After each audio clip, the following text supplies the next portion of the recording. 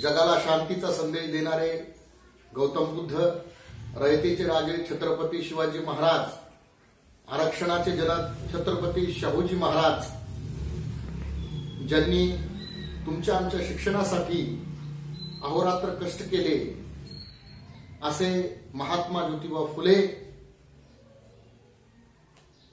जगाच्या तुलनेत सर्वश्रेष्ठ अशी राज्यघटना देणारे भारतीय राज्यघटनेचे शिल्पकार परमपूज्य डॉक्टर बाबासाहेब आंबेडकर, मला लढा मान्य आहे, रडगाणे नाही, ही पृथ्वी शेषाच्या मस्तकावर तरली नसून दीन दलित श्रमिक बहुजनाच्या तळहातावर तरली आहे, असा विज्ञानवादी संदेश देणारे साहित्य सम्राट लोकशाहीर अण्णाभाऊ साठे, संत रविदास, मौलाना आझाद आणि सर्वच बहुजन महापुरुषांच्या प्रतिमेला मी विनम्र असा अभिवादन करतो।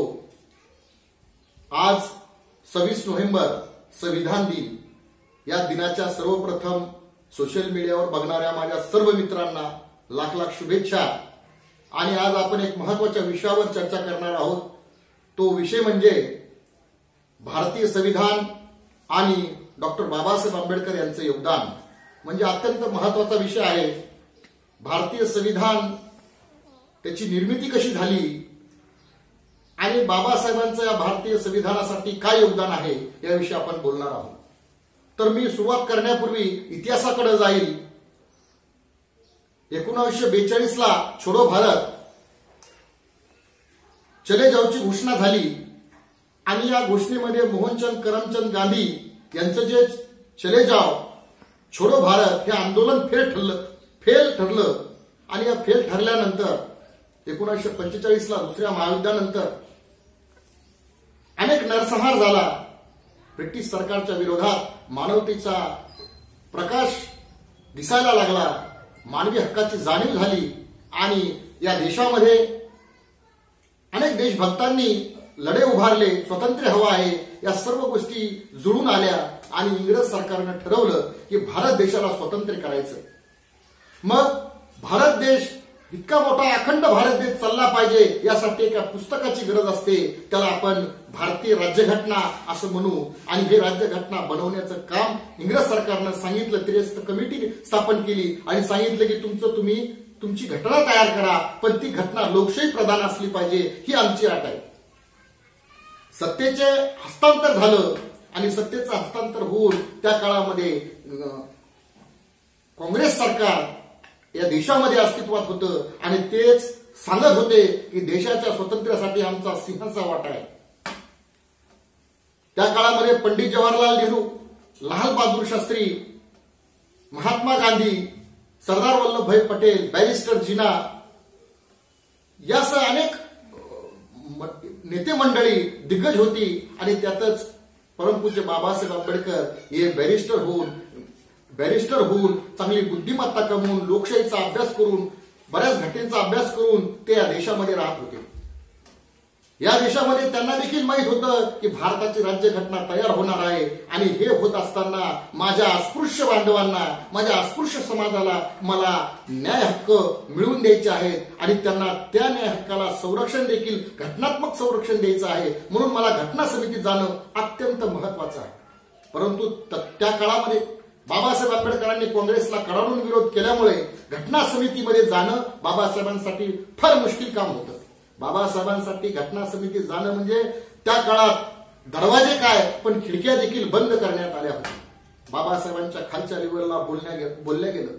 जेव्हा बाबासाहेब म्हणले की मला घटना समितीत जायचं आहे, त्यावेळेस त्यांनी सांगितलं की एका अस्पृश्य, एका महान व्यक्तीला आम्ही घटना समितीत घेणार नाही, असं स्पष्ट सांगितल्यानंतर लोकशाहीने प्रांतरचनेमध्ये बाबासाहेब आंबेडकरांना मताच्या तुलनेत म्हणजे मतांना निवडून येऊन घटना समितीत प्रवेश करायचा होता। आणि म्हणून त्यांनी ठरवलं की आपल्याला महाराष्ट्रातून आणि मुंबईतून राज्यघटनेमध्ये, भारतीय घटना समितीमध्ये जाणं अशक्य आहे। म्हणून बंगाल प्रांतामध्ये जोगेंद्रनाथ मंडल हे त्यांचे मित्र होते, त्यांनी त्यांचा संपर्क केला आणि त्यांना सांगितलं की आपल्या भारत देशातल्या अस्पृश्यांच्या उद्धारासाठी मला घटना समितीत जाणं अत्यंत महत्वाचं आहे। आणि जोगेंद्रनाथ मंडल यांनी देखील मान्य केलं की बाबासाहेब आंबेडकर हे माझ्यापेक्षा विद्वान आहेत, मग त्यांना घटना समितीत आपण पाठवू. जेव्हा बाबासाहेब बंगालमध्ये गेले तेव्हा जयसूर आणि खुलना या गावामधून तिथले चांडाळ, आज आपल्या इकडं मातंग म्हणतात, मातंग समाजाच्या कम्युनिटीज आहेत तर त्याला मातंग म्हणतात, तर चांडाळ आणि मुस्लिम आणि काही बहुजन यांनी एकत्र करून बाबासाहेबांना निवडून दिलं. बंगालच्या जयसूर आणि खुलनामधून निवडून देऊन बाबासाहेब घटना समितीत गेले. बाबासाहेब जेव्हा घटना समितीत गेले त्यावेळेस बाबासाहेबांना घटना समितीचं चांगल्या प्रकारे काम केलं. त्यामध्ये 2 प्रकारच्या कमिट्या होत्या, एक घटना समिती आणि एक मसुदा समिती. मसुदा समितीमध्ये बाबासाहेब ड्राफ्ट करण्याचं काम, फक्त त्यांच्या डोक्यात त्या काळात अस्पृश्यांच्या न्याय हक्क आणि त्यांच्या संरक्षणाचा विचार होता आणि त्या पद्धतीने ते काम करत होते. परंतु नंतर देशाची परिस्थिती पाहता बंगालची फाळणी झाली आणि बंगालची फाळणी झाल्यानंतर बंगालचा जो जयसूर आणि खुलना आहे हा जो प्रांत आहे तो पाकिस्तानात गेला आणि पाकिस्तानात गेल्यामुळं त्याचं बाबासाहेबांचं सदस्यपद रद्द झालं आणि पुन्हा बाबासाहेब परेशान झाले. कारण आता मला माझं उर्वरित काम, घटना समितीत उर्वरित राहिलेलं काम हे लोक मला पूर्ण करू देणार नाहीत, म्हणून सरळ सरळ बाबासाहेबांनी लंडन गाठलं.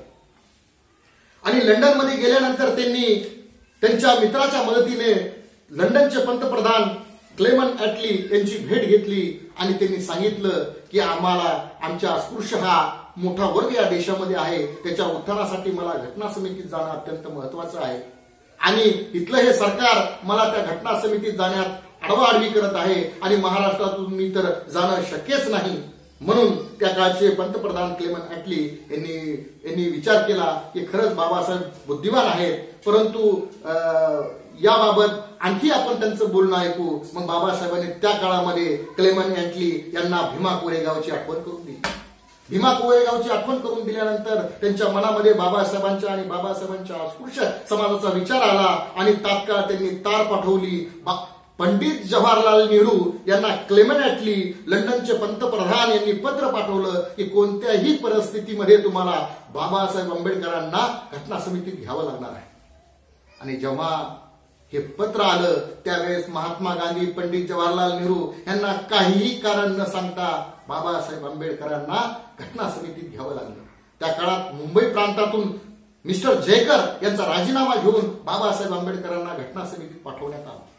बाबासाहेब आंबेडकर उर्वरित काम इतके आनंदी झाले की आता माझ्या सर्व बहुजन बांधवांना मी चांगल्या पद्धतीनं न्याय हक्क संरक्षण देऊ शकतो अशी बाबासाहेबांची धारणा झाली आणि बाबासाहेब फार कष्टानं बाबासाहेबांना या मसुदा कमिटीचं काम केलं.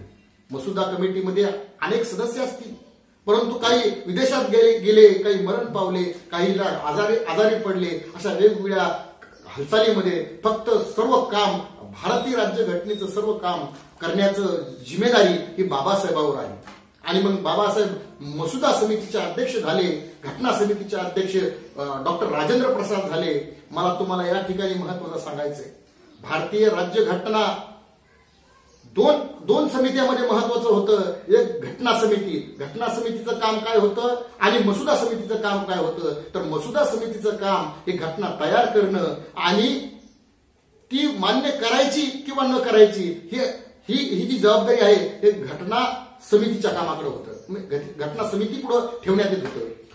मसुदा कमिटीचं काम लिहिणं आणि अंमलबजावणी करणं हे घटना समितीचं काम. घटना समितीचे अध्यक्ष होते डॉक्टर राजेंद्र प्रसाद आणि मसुदा समितीचे अध्यक्ष होते बाबासाहेब आंबेडकर. मग डिबेट डिस्कशन व्हायचं आणि डिबेट डिस्कशन झाल्यानंतर ती मान्य करायची की नाही करायची हे डॉक्टर राजेंद्र प्रसाद आणि त्यांची कमिटी ठरवायची. असं करून बाबासाहेबांना हे काम पूर्ण केलं. या कामासाठी भारतीय राज्यघटना लिहिण्यासाठी 2 वर्ष 11 महिने 18 दिवस असा मोठा कालावधी लागला. या कालावधीमध्ये बाबासाहेबांना प्रचंड त्रास सहन करावा लागला, प्रचंड अडीअडचणींना सामोरे जावं लागलं. तेव्हा कुठं ही लोकशाही प्रधान अशी राज्यघटना तयार झाली.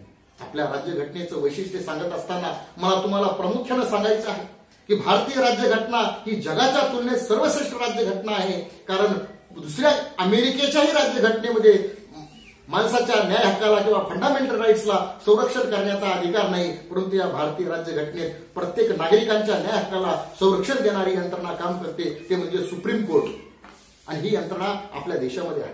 म्हणून या देशाचा गौरव केला, या देशाच्या संविधानाचा गौरव केला जातो. बाबासाहेबांच्या मनात फक्त अस्पृश्यांच्या न्याय हक्काचा आणि त्याच्या संरक्षणाचा विचार होता, परंतु ज्यावेळेस बाबासाहेब घटना समितीत काम करत होते त्यावेळेस त्यांनी सर्व बहुजनांचा विचार केला, SC ST OBCचा विचार केला. आणि हेच नाही तर इथल्या प्रत्येक नागरिकांचा त्यांनी विचार केला आणि त्या पद्धतीने भारतीय राज्यघटना लिहिली. म्हणून उगाच बाबासाहेबांना भारतीय राज्यघटनेचे शिल्पकार म्हणत नाही. बाबासाहेब आंबेडकर जगाच्या सर्व विद्वानापैकी सर्वात बुद्धिवान असे विद्वान म्हणजे एकमेव विद्वान म्हणजे परमपूज्य डॉक्टर बाबासाहेब आंबेडकर आहे.